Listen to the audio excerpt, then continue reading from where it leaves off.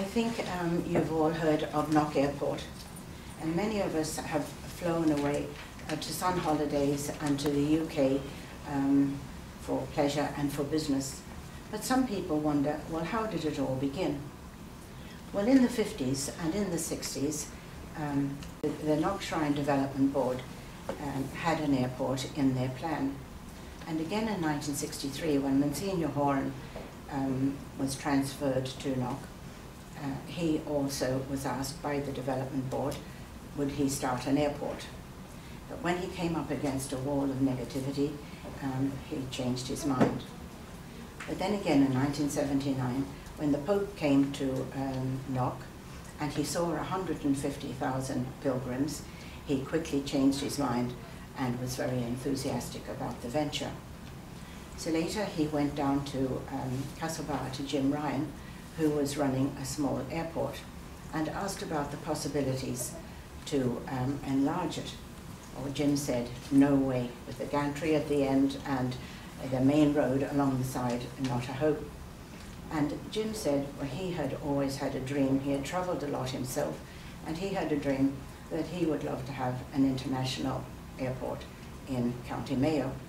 So he said this to Monsignor, and he suggested to him that he should get up a committee of professional and business people and make his own feasibility study. Monsignor Horan didn't waste a minute. The committee was set up, Jim was on board, and Monsignor to chair it. They got the TAI to do the feasibility study in great detail, and armed with all the facts and figures, the committee went to Captain Reedy in the aviation section of the Department of Transport and asked him for his opinion. The first thing on the feasibility study, of course, was to find a site. So Jim was delegated to do this. So donning boots and anorak, off he set to see a suitable site. Sometimes with Monsignor Horan and sometimes with engineer Sean Balfe. He whittled them down to 2 sites, and after tests were taken, he went to the aviation department and asked Captain Reedy would he come down and give his opinion.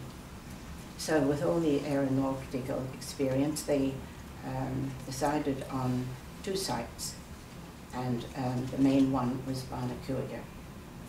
So the second thing then, of course, the land had to be bought. So Jim Ryan was asked to go and do this.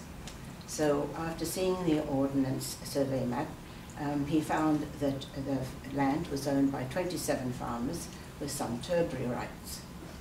So he asked them to come along to a meeting to the schoolhouse in summer and told them his plans. The generosity and the goodwill from the farmers was really amazing. So Jim followed this up with a visit to the house, and no better man than Jim to sit in a farmer's kitchen over cups of tea and talk about who was related to whom and persuade them to sell their land. So the spectators heard of this, but despite everything, it was all right. After they went to the, armed with facts and figures, they went up to the department. They were well received, and later on they were given permission on principle, and later on they were given full permission. Great excitement. They had a ceremony and went up to the top of the site and planted the coloured flag. Later on, it was time for the first tender. So the Minister for Transport, Albert Reynolds, was asked to come and cut the first sod. It was a very historic occasion. Thousands of people came to witness him. And the airport now was going to be a great help for the development of tourism and business, and to develop Knock Shrine as a pilgrimage site. And all this from what was once called the Black Triangle, where even the snipe had to wear wellies. So Then followed, all the planning permissions were put in order, and Frank Harrington was awarded the tender. Then followed a period of great criticism from the press, and they really were very ugly and talking about white elephants and foggy bogs, and they were very ugly. But however, work continued. But then followed a period of political unrest, and the economic situation in those days, in the 80s, was much the same as it is today, and the airport was eventually closed. Staff laid off, devastation. So Monsignor Horn, he took off to Cairns, and Jim and Sean both went just to open an airport he was invited to see in Queensland.